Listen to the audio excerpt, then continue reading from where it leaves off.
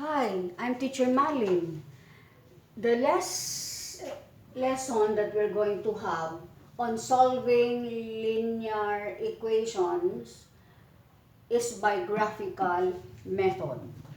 I have here one example of system of linear equations. The first equation is m minus n equals 1.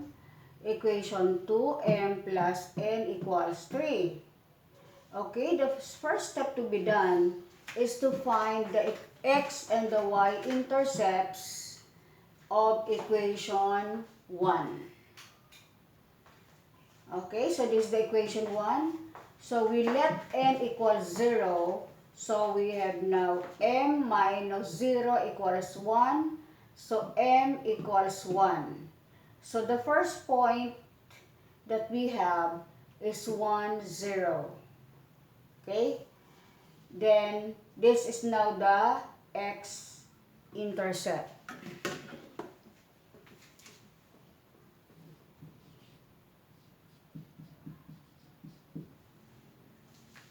Let m equals 0.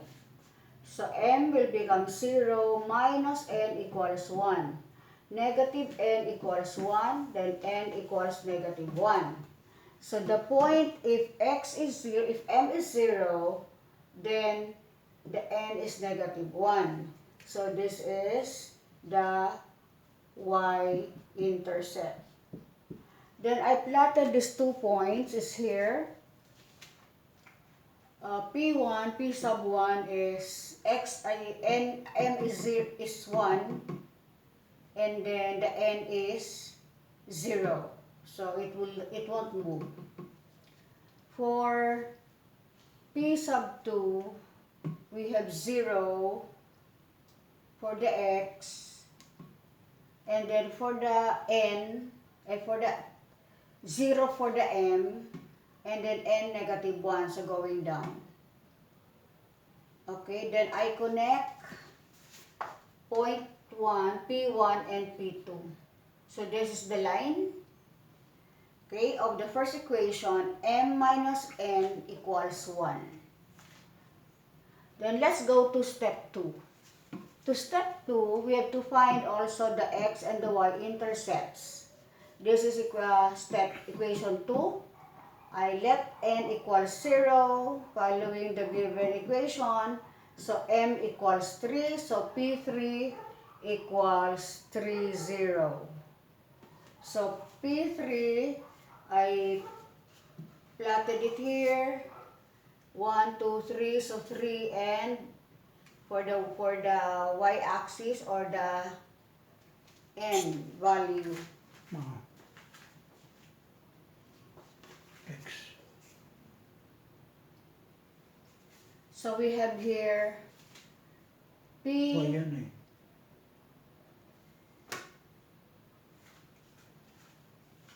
P sub 3 is P sub, where are we now?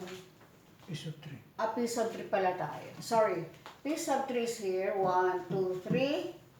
So we have 3 for the m, 0 for the n, or 3 for the x, and 0 for the y. The other point is 0, 3. So the x is there. It won't move to the left nor to the right. But the y, for the y-axis, we have the n ordinate 3. 1, 2, 3. Then we connect. The point of intersection is here. So this is the point of intersection. And this point of intersection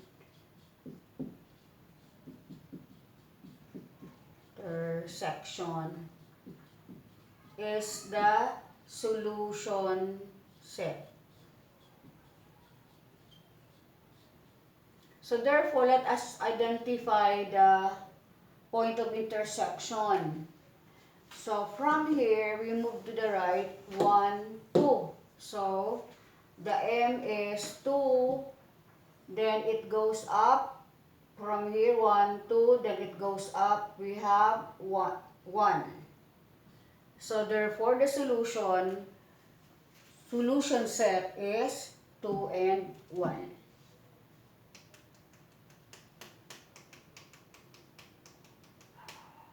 You can try checking just like what we did in other lessons by substituting the first ordered pair, the first value in the ordered pair and the second value in the ordered pair in both equations 1 and 2.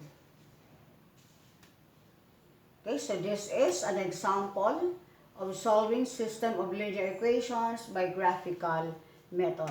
So you just look for the x and the y intercepts of each equation, then plot. Then after plotting, identify the point of intersection, and that will serve as the solution set. Okay?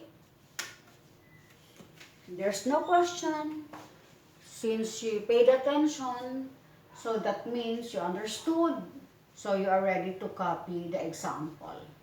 Okay? Copy now.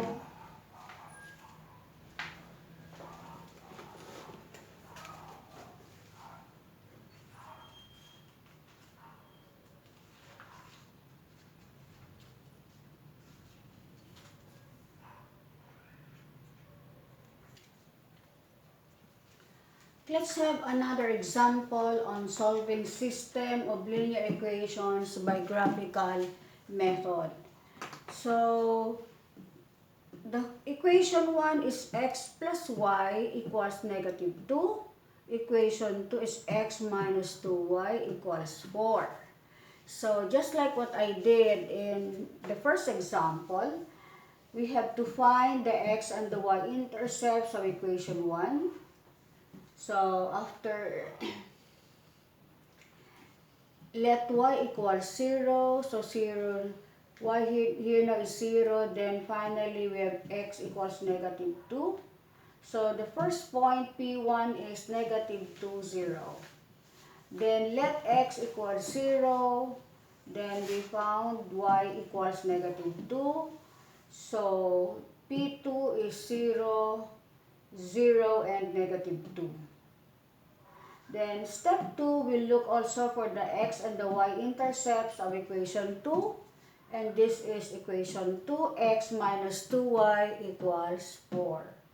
Then we also let y equal 0, so to be able to find the value of x. And the x that we found here is 4. So P3 is 4 and 0. So we let x equals 0 to find y. So that y that we found is y equals negative 2.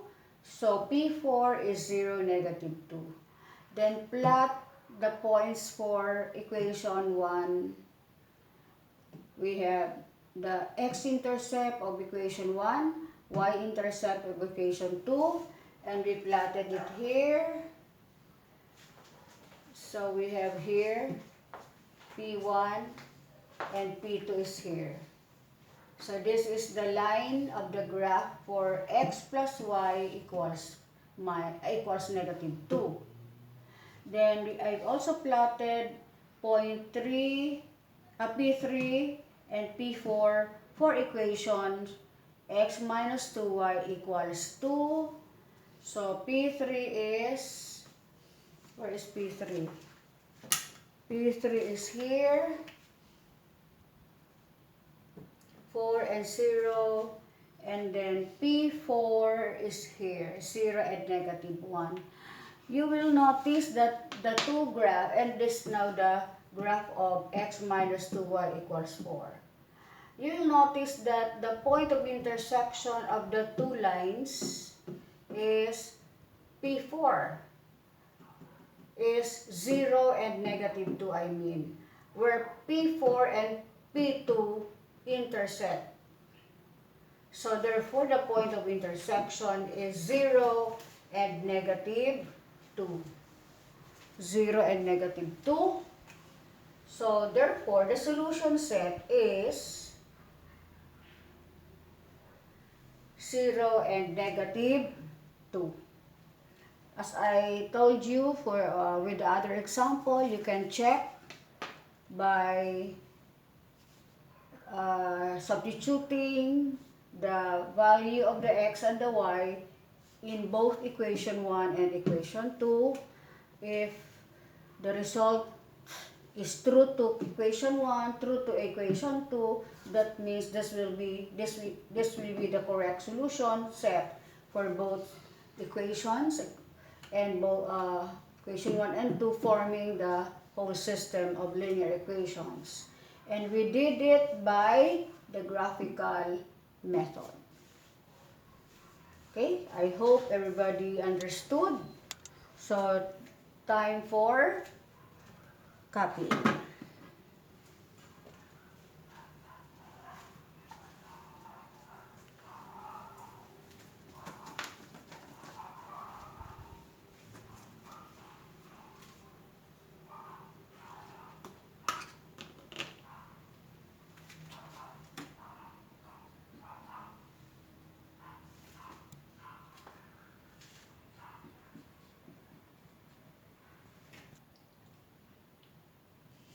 Are you done copying the second example on solving system of linear equations by graphing?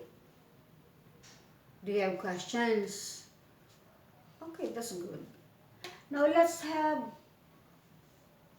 have here two items, A and B. I want to solve these two systems by graphical method, similar to what we did for examples 1 and 2 for solving using the graphical method. Be sure you have a graphing paper with you to be able to find the exact point of intersection to each system, because that point of intersection should be the solution set for the given system. Okay? Good luck now for doing this, and be careful in graphing so you will locate the exact point of intersection and you can determine the real solution set for each system of linear equations. Okay, good luck again.